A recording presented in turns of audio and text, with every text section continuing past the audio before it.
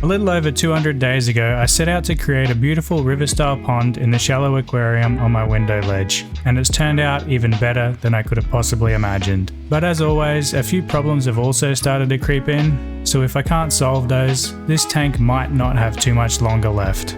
Since there's bound to be a ton of new people watching, here's a recap of how we got here.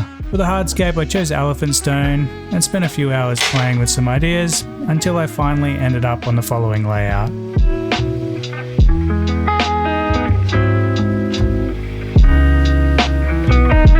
I then added some contra soil, about 4 litres, and quite a decent selection of plants. For the full list of plants, you can check out the original video, linked in the description.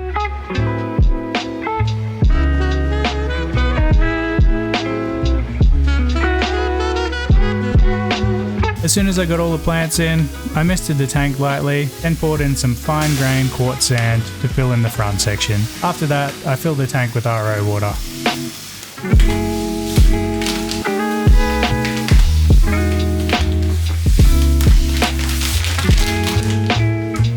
Since elephant stone can leach quite a few minerals into the water, it will raise your TDS, GH and KH, so using RO water will allow me to keep these at levels that are more suitable for the fish I'm going to be keeping, as well as the plants.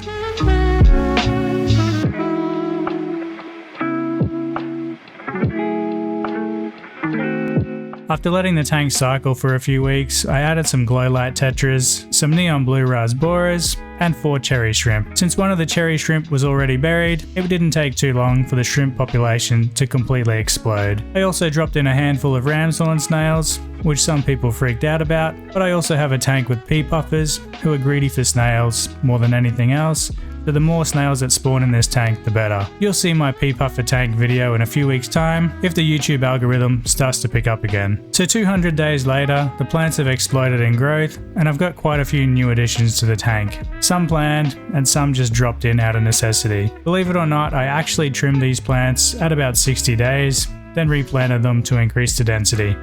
But before too long, they took hold again and grew like crazy. The Persicaria is the fastest grower of all the plants, and it's just under 1 meter tall in these pictures and videos here. The tank only gets about 15 minutes of direct sunlight each afternoon, so the taller plants that have grown above the light are starting to try to escape out the window. Surprisingly though, I've also had 0 algae issues with the tank, which a lot of people were worried about being so close to the window. I had a few questions about evaporation as well, and it's honestly been pretty good, with the exception of a couple of weeks during the middle of the summer, which we had a couple of heat waves. Generally, I only have to top up the tank about once a week, though during the heat wave, I had to do it twice. And I'm still only running the lights at about 20 or 30%, I forget the exact setting, but they're doing amazingly well, and at such a low intensity, it doesn't increase the evaporation too much. Now for all the little critters in this tank, as you can see, the shrimp population has exploded, and there's at least 100 in here now.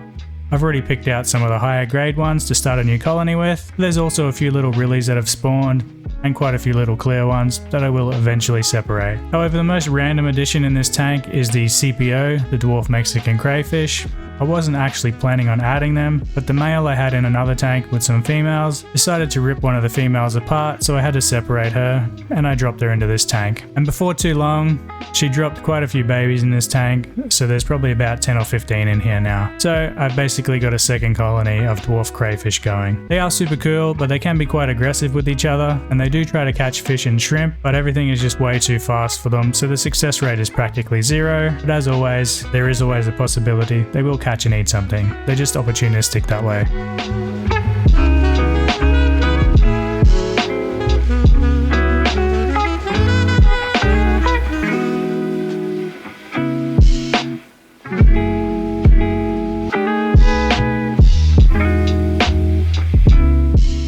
I've also got a school of Ambra tetras in here, and a small group of emerald rasboras, as well as some pygmy cories, all of which are just in here while I prepare their new tanks, though they do fit in here really well and help all the other fish become a lot more active and swim around a lot more.